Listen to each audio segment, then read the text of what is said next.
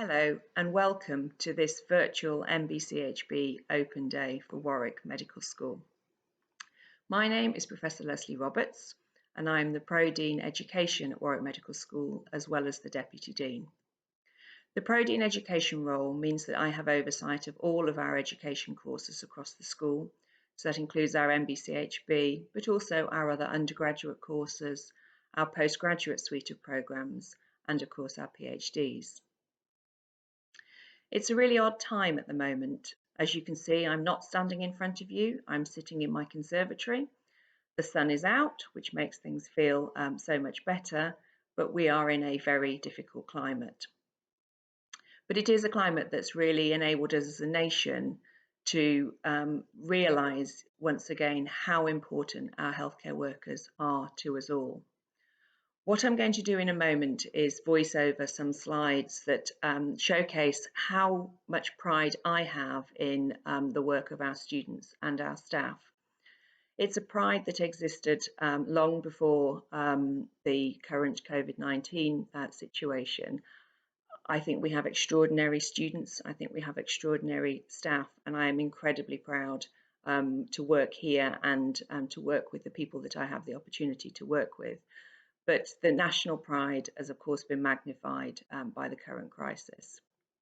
So, welcome. I will now talk through my slides. I just wanted you to see me in person.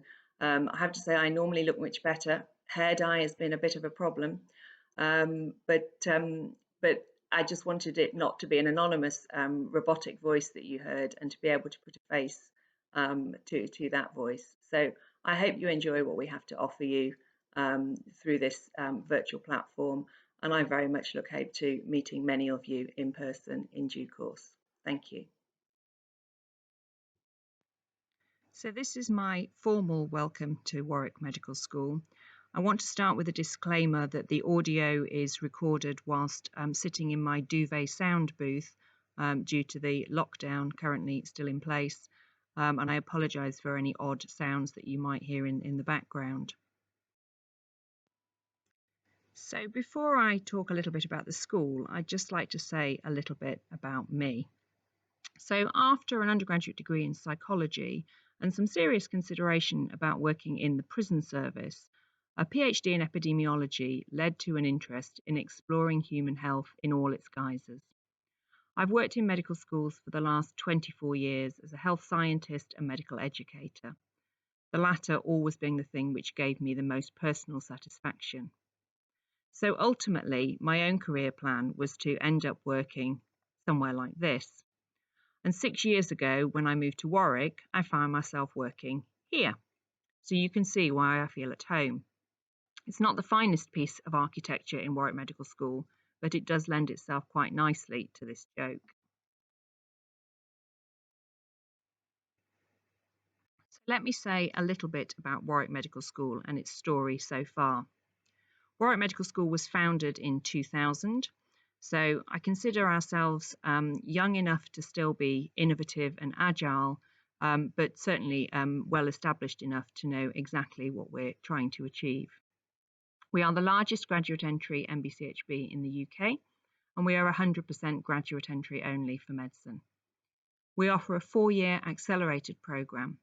And I think it's fair to say that the students at Warwick are amongst the most highly motivated and experienced that I've come across at any point in my career. It's also fair to say that the reputation of our graduates is recognised wherever they end up working. They are exceptionally high-performing individuals who do very well in their careers. The smiley face in the middle is our dean. I think that's a beautiful smiley photo of Sudesh Kumar, Dean of the Medical School. So Warwick University is a research-intensive institution, but the thing that originally attracted me to Warwick Medical School is that despite this label of research-intensive, our mission and vision statement actually puts education before research, valuing and recognising the importance of pipelining the next generation if our endeavours are ever to translate academic work to benefit real people.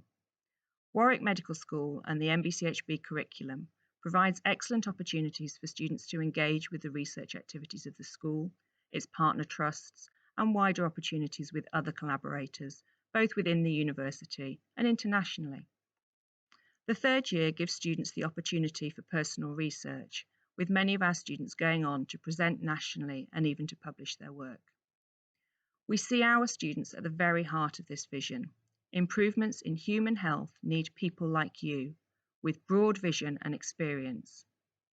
The school has particular strengths in microbiology and infection, clinical trials, evidence synthesis, cell and developmental biology, and reproductive outcomes, as well as applied health research, which includes mental health and digital technologies in healthcare.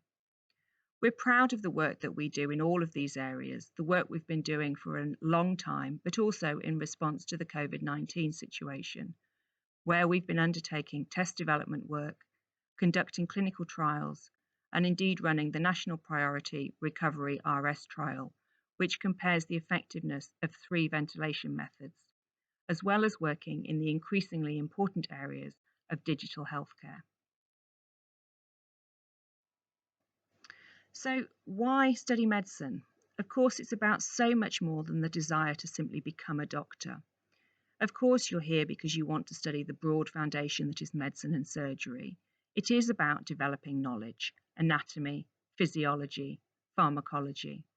But it's also about developing practical skills, from the basic to, in due course, the more specialist.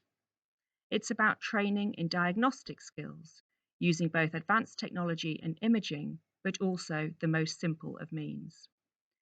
It's about developing the culture of the profession, understanding clinical guidelines, medico-legal opinion, and above all, equipping you with the skills to critique and appraise evidence and reflect on your own practice to set you up for lifelong learning.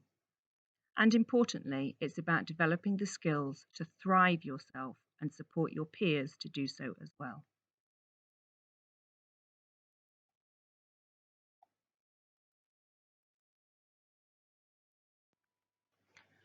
But of course, medicine is about so much more than this.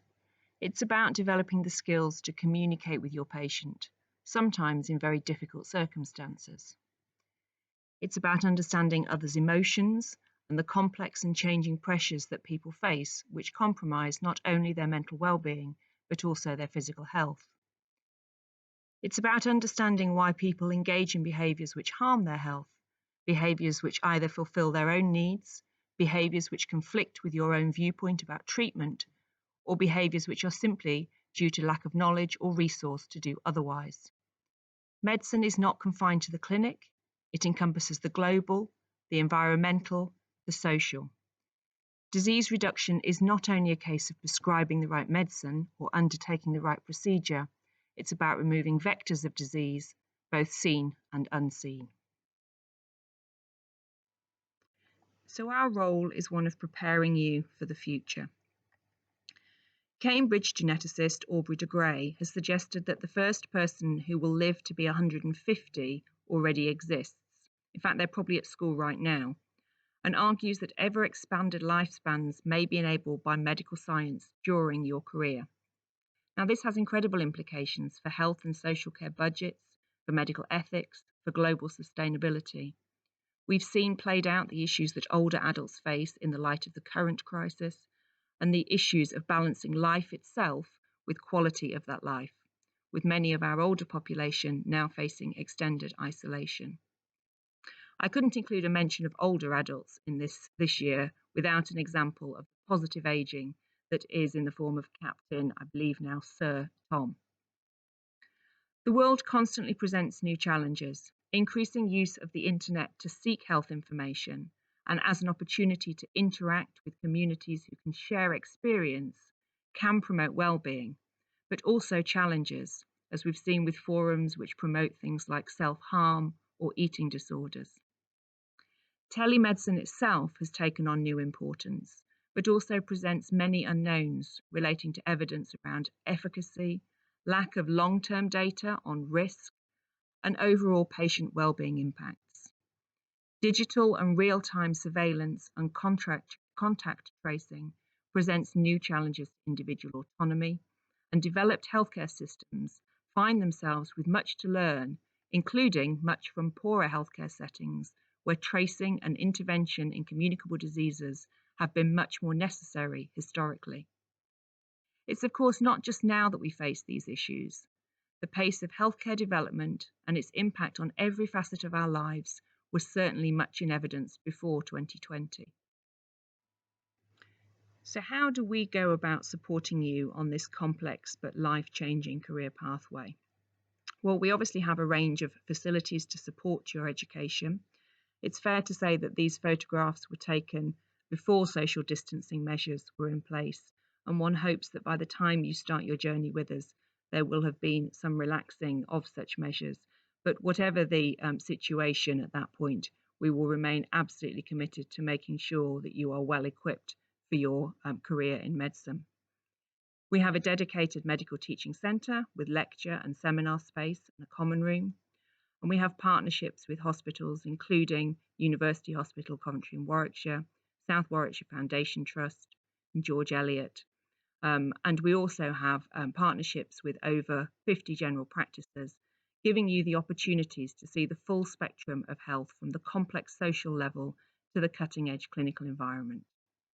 Our surgical training centre gives you an excellent opportunity for students to learn about anatomy, both using plastinations and cadavers, and opportunities exist throughout the course for you to pursue personal avenues of interest, including experiences working outside the UK with your elective. You're going to hear more about the case-based approach that we take to learning and our reasons for this over the course of this virtual open day. But our finalists consistently indicate a feeling of being prepared for their foundation jobs. So what are the strengths of Warwick Medical School?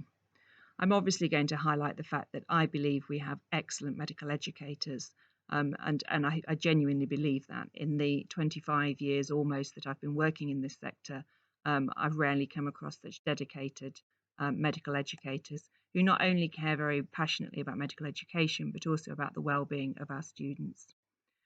We have real areas of excellence. One of such of these is anatomy. I think we have some state-of-the-art anatomy teaching facilities, and we have excellent anatomy educators who are innovative in their approach to teaching something that is often seen as being a quite difficult subject to grasp.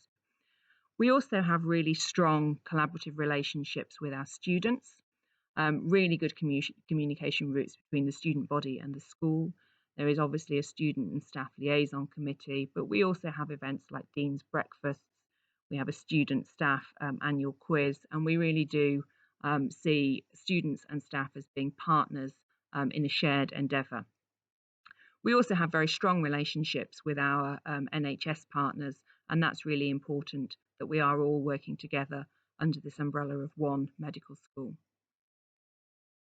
You're going to hear quite a lot as well about the four-dimensional curriculum with vertical and horizontal integration and spiraling of things so that you gradually increase your understanding of added layers of complexity in terms of clinical cases. The fourth dimension of this is one of peer learning, and that's really important, and I'm going to say a little bit more about that in a moment. All graduates in the history of the school have secured foundation posts, and I think that's really important. Let's look more closely at our students' performance in the UK FPO, so the UK Foundation Programme, which is the point at which people are applying for their first foundation job. So looking at the data over the last few years, what you can see is that consistently our students overperform compared to the national picture in terms of the percentage of them who are allocated to their first foundation preference, and the same in terms of those who receive one of the top 5 preferences. And interestingly, last year, if we look at the situational judgment test and education performance score, so this being one of the few metrics that can be compared across all schools, Warwick students on average scored 84.099, putting them marginally behind Cambridge, so second in the UK, and significantly above the national average. And that's an excellent and consistent year-on-year demonstration of how our students perform at the point that they apply for their first job. Interestingly as well, last year we had a moment for celebration when, if you look down the maximum column, so this is the overall score, the maximum score achieved by an individual student in each of the medical schools, you'll see that the highest performing student in the whole of the UK was a Warwick Medical student. So that really was a moment for us to celebrate. We do equally well in the academic foundation programme for those of you who are interested in entering into a career in clinical academic medicine. So we did very well a couple of years ago, coming second in the UK, and last year coming 8th in the UK, with 54% of our applicants securing academic foundation offers, compared to a national figure of only 42%. But of course, the real strength, I believe, is you. By bringing together a range of people with backgrounds in everything from music, the arts, to biomedical science, psychology, finance, industry, bringing together those people in a model that enables case-based learning where you can support and develop each other's understanding, it aligns very well with the broader concept of what medicine is. As I said at the very beginning, medicine isn't one thing, it's an integrated practice using basic science, pharmacology, anatomy, alongside diagnostics, concepts of medical ethics, concepts of communicable disease and public health, as well as that really important thing of being able to understand and empathise with our patients. We celebrate a lot at Warwick Medical School, and I think that one of our other strengths is in the fact that we are genuinely a bunch of both academics and students who really want to celebrate each other's successes. And the images you have here are one of our prize giving events from last year, which celebrates both individual prize winners amongst our student body, and that's both for academic prizes, but also those who were recognised by their peers as making exceptional contribution to the student life at Warwick Medical School. Alongside that, students are enabled to vote for prizes to be given to their teachers. We've got Dawn Collins here winning the prize for Best Personal Tutor, and we've got Amy Burbridge, who's one of our NHS consultants, who's winning the NHS Educator Prize. And rather delightfully, Amy is also one of our own alumni. So I hope that's given you a whistle-stop tour of the things that I think are important. You're going to hear a lot more over the course of the day about the detail, but I hope I've conveyed some of the pride that I have in the staff that we employ and also in the students that come to Warwick, who I genuinely believe are exceptional. So I look forward to seeing many more exceptional people like yourselves joining us in due course. Thank you very much for your time.